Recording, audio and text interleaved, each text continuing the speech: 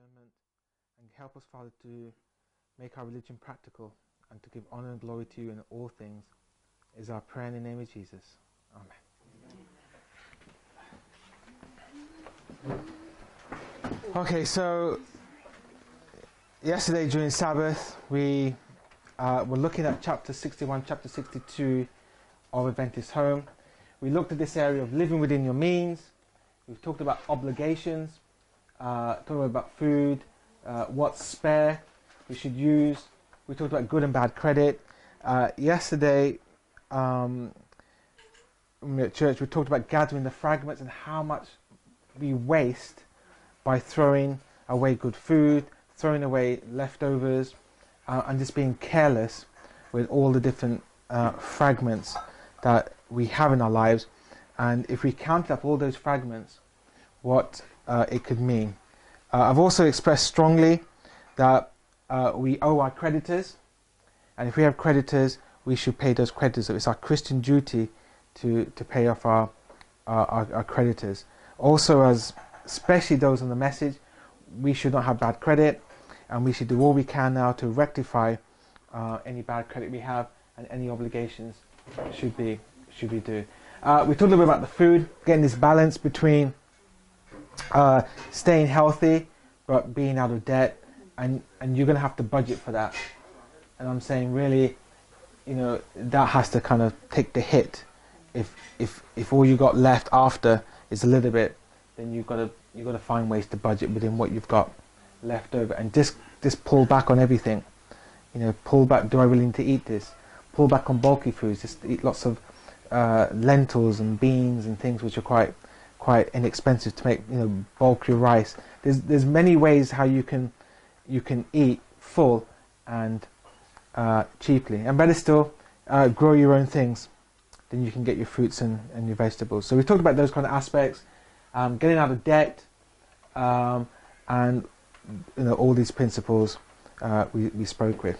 So let's continue. We're on page 382 in Adventist Home, on chapter 62. So I'm going to rub this out. Can I ask a quick question? Sure. What would you say is a good budget for food, like a weekly spend? Or does it depend?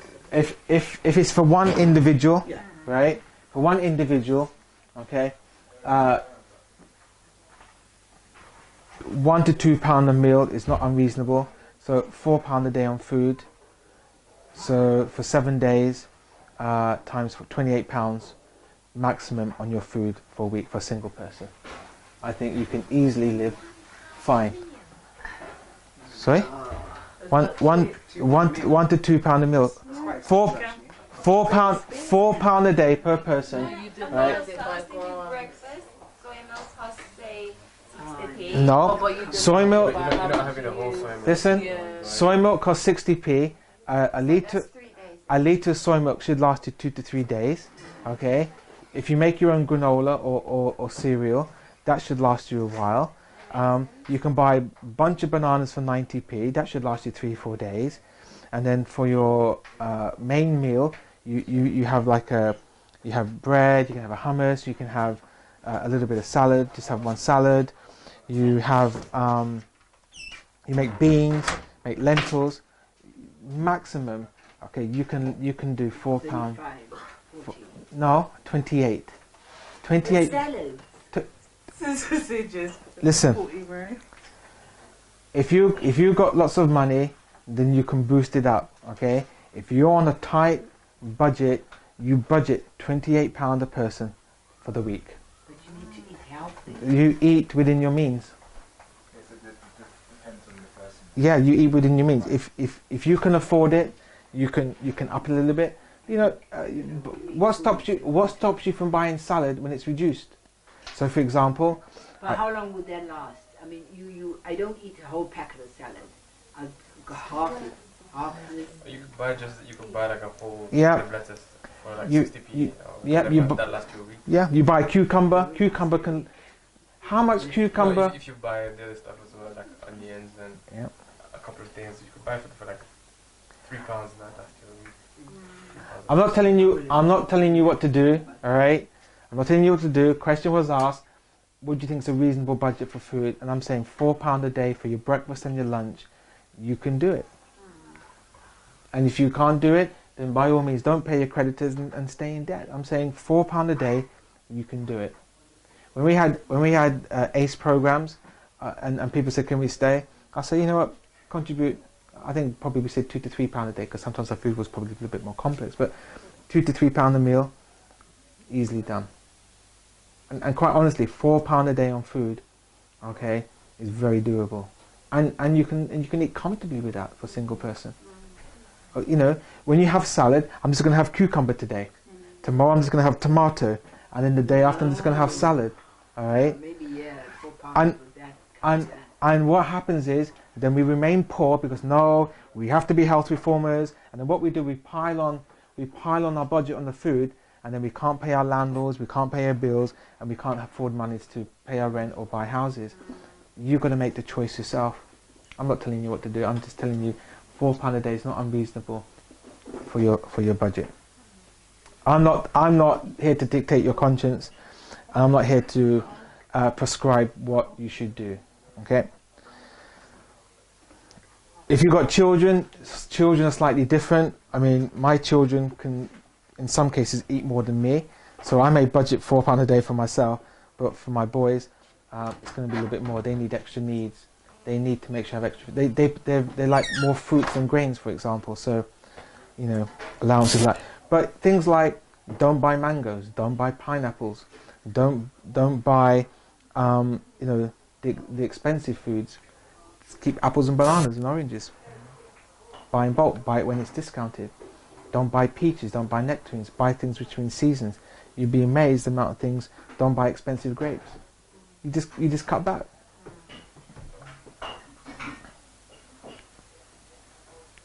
If you can afford, you know, a better diet, then that's good. You know, God has blessed you. You can up it, or just have a salad. But a salad can actually cost you more than your main dish. You know, a bowl of rice, a bowl of lentils can actually end up being more than your salad.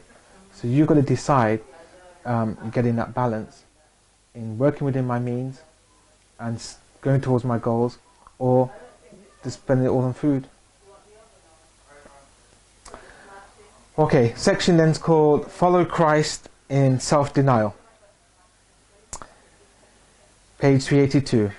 In order to become acquainted with the disappointments and trials and griefs that come to human beings, Christ reached to the lowest depths of woe and humiliation.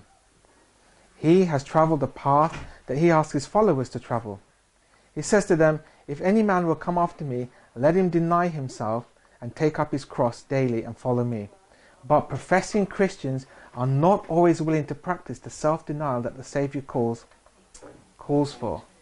And this is a problem. When we have obligations, 3 to 1.3. 3 to 1.3. All right. Yeah. When you have obligations, you're supposed to deny yourself until those obligations are committed. For example, if I owe the landlord, I don't know, 6 months rent or 7 months rent, then you should not be going out to eat. You should cut out complete all social life. All right, you should be eating on £2 a day until you've cleared that obligation. There's no reason why someone should get themselves in that situation and then think they can carry on a lifestyle at the expense of their you know, obligations. You can't be doing that. You know, so you've got to put them first. I've been in situations where I was in debt. I owed people money, and I thought, you know, I owe people money. I cannot be going out eating. I'm going to be on the porridge every day. Cut back those costs, and every bit of money I've got, I'm going to pay that. I'm going to chip it away. I'm going to pay that off, so I'm free of the obligation. And then Christ can bless you. And if you put it to prayer, say, Lord, how do I clear my obligation?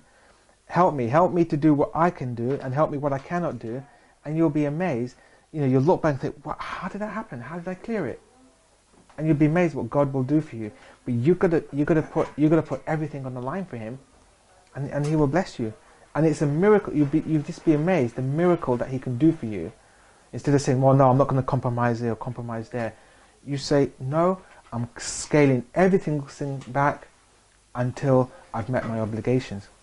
And that's the Christian thing to do. Yeah, self-denial. They are. Let me give you an example. Someone at work. So I had organic honey that I was selling for someone, and I said to the colleague, take the honey, and she goes, no, I'm not going to take the honey until I've got the money for it. And I said, no, I trust you. She goes, no. She's Muslim, and she believes that if I haven't got the money, I'm not going to touch it. I said, okay, we'll put it on the shelf. She goes, yeah, that's fine. You can reserve it, but I'm not taking it. And she said, as soon as I've paid for it, it becomes halal honey. Okay, because it's like funny. And she basically was insistent, until I've paid for it, I'm not taking it. I remember we read yesterday about paying as you go along. All right, and I thought, you know what? I trusted her, but she had that principle. If I don't have the money, I'm not buying it. I'm not going to take unnecessary credit of someone. And that's the attitude we should do. Otherwise, she's taking the honey, doesn't pay me for a long time, and then she goes off somewhere. So she's having that time off at my expense, whereas I could put that money in the bank and earn interest. And she realizes that, so she refuses to take it. They are not willing to bind about their wishes and desires in order that they may have more to give to the Lord. One says, my family are expensive in their tastes, and it costs much to keep them. Well, whose fault is it that the family has expensive tastes? It's the mother, okay, and the father. So, in other words, their family has expensive taste, and they've gratified that. They're expensive in their taste, and it costs me much to keep them. This shows that he and they need to learn the lessons of economy taught by the life of Christ. And this is the problem with Adventists. This is the problem with people in the message. We are clueless about economy. And this is why we really need to go to the Lord and ask Him, how do I have a proper understanding of economy? Okay? If I see something, look, I go shopping, I go places, and sometimes you'll see something. Oh, I really, I fancy that. Okay, and I'm looking at the price and the cost, and I'm thinking, no, I don't need it. I don't have to have it. And I can afford to buy it, but I choose not to because I'm trying to economize in every aspect that I'm able to. So we need to learn economy. And Ashley will say, can I have this? Can I have that? And I'm saying, no. What's wrong with this? And I'll say, no. And he knows. And if I'm in doubt, I say, go talk to your mummy. And then the mummy said, come talk to daddy. And I says, definitely no then. To all comes the temptation to gratify selfish, extravagant desires. But let us remember that the Lord of life and glory came to this world to teach humanity the lessons of self-denial. So we need to ask, what is self-denial? And if it means not having your salad, or the quantity of salad you prefer in one day, pull back on your salad. Only have half the fruit. If that's all you can afford, that's all you can afford. Okay? But don't deny your creditors or your landlord his money because you want to have an extra piece of fruit or an extra piece of salad. Okay? You've got to keep that all into context.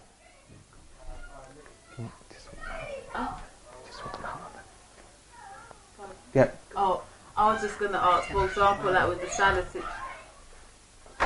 salad situation. Yes. Are these things temporarily or permanent? Well, it's until your financial situation improves, isn't it? So that's why she says, have porridge every day until you get out of debt. So I'm saying, if you can afford it, then you should. I'm not saying not to eat it, but I'm saying you shouldn't have those things at the expense of your obligations to other people. That's what I'm saying. If you're on a tight budget, you're on a tight budget. If your budget's a little bit more liberal, then by all means spend more on the salads and on the fruits. But in everything, we should still be economical and practice economy. Okay? So I'm not telling you to start the cucumber, but I'm saying, if you want to be in a situation where you want to better your finances, you scale back. Yeah. Scale back. It's just making the thing about the self-sacrifice, Yeah. self-denial, which I think is good anyway. I mean, Down or cut back. I mean, when you think about salads, oh, I can't have my salad without my sauce. Well, how much does your sauce cost to put on your salad? I mean, if you're using cashews is, almost 10, 11 pounds a kilo, and then you put all these other ingredients, and all of a sudden you've got like a sauce that's actually quite expensive, and then you pour it all into your salad and it tastes nice, and who suffers? Who's paid for that? Your creditors are paid for that. So have your salad, put a little bit of salt. If you like, put a little Himalayan salt, a bit more expensive. But you've saved an extra couple of pounds, extra few pences, and those pences and those pennies, they add up. Those who do not live for self will not use up every dollar meeting their supposed wants and supplying their conveniences, but will bear in mind that they are Christ's followers and that there are others who are in need of food and clothing. And there are, despite what we think about our circumstances, there are people worse off than us, which makes the responsibility even more upon us to be thankful and grateful and do what we can on these areas. Economize to help God's cause. Much might be said to the young people regarding their privilege to help the cause of God by learning lessons of economy and self-denial. So we should be teaching our children to self-denial, right? Don't indulge every single thing you want. Don't say, oh, can I have some Swedish glass, or can I have that flapjack, or can I have that and this and whatever. No. Teach them the reasons why. I say to my boys, you know what? I have to work to get money, and then if you waste my money, I'm going to have to work even harder to get the money. Many think that they must indulge in this pleasure and that. In order to do this, they accustom themselves to live up to the full extent of their income. Go ahead. I was just going to say that. It reminded me of someone made this analogy. Sorry, if you're going to ask a question, can you use the mic? Oh. Take it out. Oh, take it out. Yeah. So it was Wimper. Yeah, so I just wanted to. It just reminded me of a thought that someone had. They had a shirt they wanted to buy, and they were kind of saying, let's just say you get paid $10 an hour, and the shirt costs you $30. Is the shirt worth 3 hours of labor? And if not, don't get it. When you make the connection between the work and what you get, you start to think a bit differently. Yeah, it's true. When you equate it like that, it does. And if that helps you to think like that, that's a way to think about it. But we need to teach our young people to that. And you do meet someone. You know what? Wow. I earn £1,000 a month. I'm going to spend all that £1,000 a month and blow it up. You know what? I've got some leftovers. We go out to the restaurant. I've got some leftovers. Or we go on the jolly. I've got some leftovers. I'm going to go out to some kind of event. And that's not what God's expecting of us. God's not expecting that we spend everything that we get right to the end. No, we should budget. We should put things aside. We should have a rainy day fund, and then we can give to the cause. God wants us to do better in this respect. We sin against ourselves when we are satisfied with enough to eat and drink and wear. God has something higher than this before us. When we are willing to put away our selfish desires and give the powers of heart and mind to the work of the cause of God, heavenly agencies will cooperate with us. And don't we want that? Don't we want heavenly agencies to cooperate with us? And they will. Making us a blessing to humanity. Even though he may be poor, the youth who is industrious and economical can save a little for the cause of God. Anyone can save, even if it's £1 a week. You know what, £1 a week?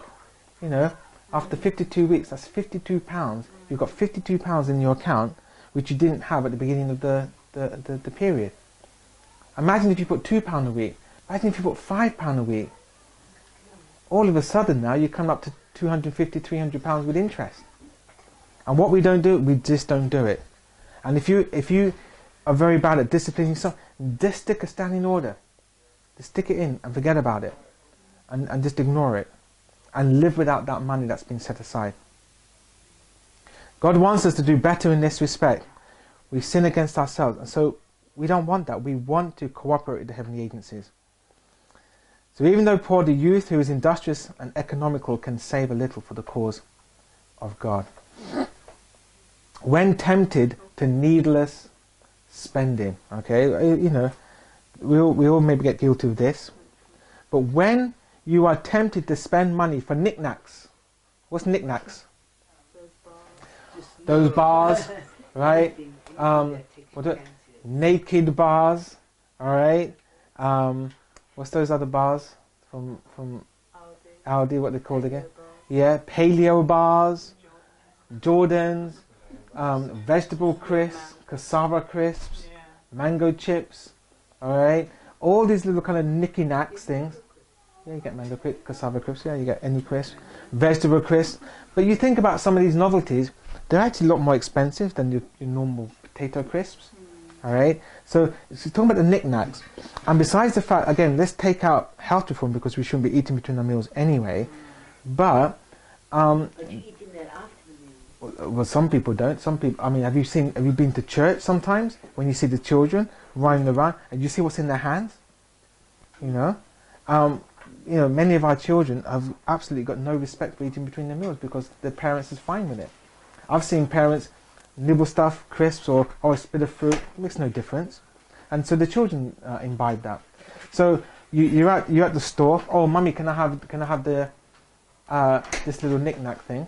And even a banana and an apple, you know, in some ways can be a knick-knack, and you don't need to have it. So when you're tempted to spend money for knick-knacks, you should remember the self-denial and self-sacrifice that Christ endured to save fallen man. Now, some of us, sometimes people might think, oh, my life's going to become miserable, I can't do this and do that. But the point is, how do you want to live your life? Do you want to live your life above debt or in debt? Okay, and once you're out of debt, you now have this burden lifted off. You've got freedom, and you've got a little bit of kind of ability. You know, if you wanted to get a knick-knack, but she's saying, let self-denial on the knick-knacks. Our children should be taught to exercise self-denial and self-control. The reason so many ministers feel that they have a hard time in financial matters is that they do not bind about their tastes, their appetites and inclination. The reason so many men become bankrupt and dishonestly appropriate means is because they seek to gratify the extravagant tastes of their wives and children. How careful should fathers and mothers be to teach economy by precept and example to their children? So our children are just mirroring the parents. Can you just send them down? Tell them they can't play upstairs by themselves, please. So they have to cooperate. The parent, it lies at the parents' doors. The children are just copying what the parents do. If the parent is indulgent, if the parent's eating the chicken, right, what your children going to do? No, child, you need to be vegetarian. And don't you think children ask, Mum, Dad, why are we vegetarian at church, but at home or when we go out, we eat the chicken and the lamb? I mean, it's confusing the children. It's just hypocrisy. We've got to be able to demonstrate to our children that this is how we are and this is how you need to be. The reason so many men become bankrupt is because, all right, dishonestly appropriate means because they seek to gratify the taste of their wives and children. So in this essence, she's now blaming the husband, the father, that he needs to put his foot down. How careful should fathers and mothers be to teach economy by precept, okay, and example to their children? I wish I could impress on every mind the grievous sinfulness of wasting the Lord's money on fancied wants. I'm going to let you all decide what you think is a fancied want, right? For me, I know what sometimes I fancy. Huh? Not particularly golden syrup, but I might fancy a paleo bar. You know, occasionally after Sabbath lunch, I might just come in my car and I'll just enjoy a little paleo bar, all right? But really, do I need it? I fancy it. And the issue is she's talking about, you know, how much do we waste of the Lord's money on these things that we fancy?